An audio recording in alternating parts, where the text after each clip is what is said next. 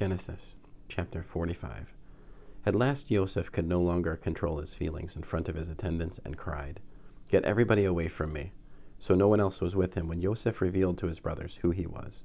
He wept aloud, and the Egyptians heard, and Pharaoh's household heard. Joseph said to his brothers, "I am Joseph. Is it true that my father is still alive?" His brothers couldn't answer him. They were so dumbfounded at seeing him. Joseph said to his brothers, "Please come closer." And they came closer. He said, "I am Joseph, your brother, whom you sold into Egypt. But don't be sad that you sold me into slavery here, or angry at yourselves, because it was God who sent me ahead of you to preserve life. The famine has been over the land for the last 2 years, and for yet another 5 years there will be another plowing. There will be neither plowing nor harvest. God sent me ahead of you to ensure that you will have descendants on the earth, and to save your lives in a great deliverance. So it was not you who sent me on earth. So it was not you who sent me here, but God, and he has made me a father to Pharaoh, lord of all his household, and ruler here, and ruler over the whole land of Egypt. Hurry, go up to my father and tell him, 'Here is what your son Joseph says.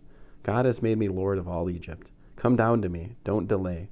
You will live in the land of Goshen and be near me, you, your children, your grandchildren, flocks, herds, everything you own. I will provide for you there, so that you won't become poverty-stricken, you, your household, and all that you have, because 5 years of famine are yet to come. Here, your own eyes see, and the eyes of my brother Benjamin, that is, my own mouth speaking to you.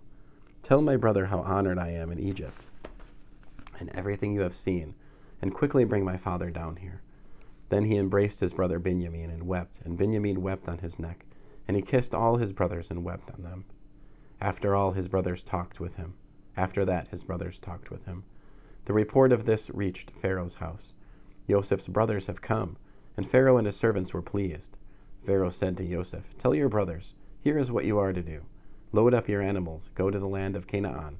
Take your father and your families and come back to me. I will give you good property in Egypt, and you will eat the fat of the land. Moreover, this is an order. Do this.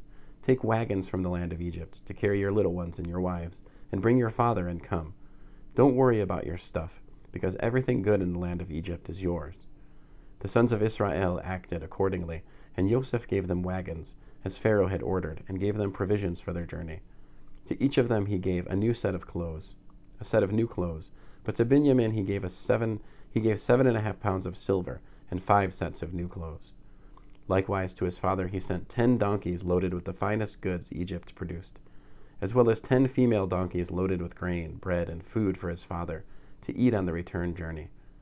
Thus he sent his brothers on their way, and they left.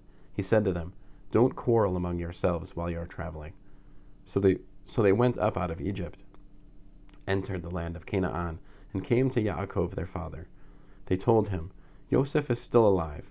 He is ruler over the whole land of Egypt." He was stunned at the news. He couldn't believe them.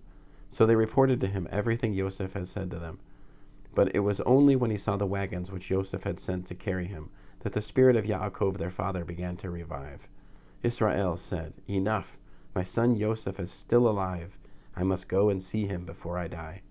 End of Genesis chapter 45.